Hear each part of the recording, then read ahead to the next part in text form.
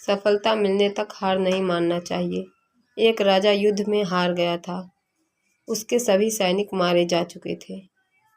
राजा किसी तरह अपनी जान बचाकर जंगल में भाग गया।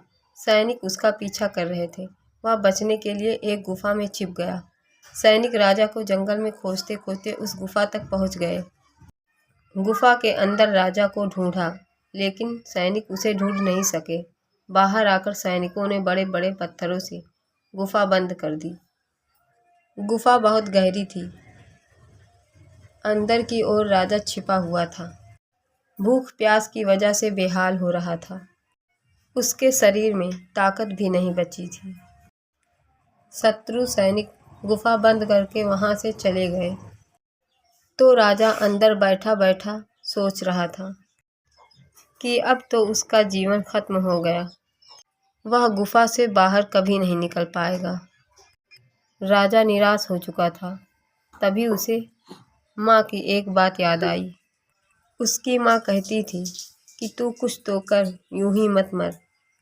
यह बात याद आते ही राजा में फिर से एक ऊर्जा आ गई।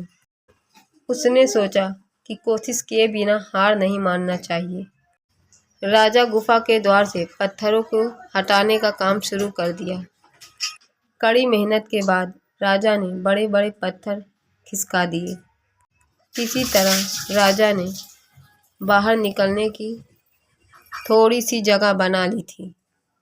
राजा गुफा के बाहर निकला और अपने मित्र राजा के पास पहुंच गया। मित्र राजाओं की मदद से उसने शत्रुओं को पराजित कर दिया और अपना राज्य वापस प्राप्त कर लिया।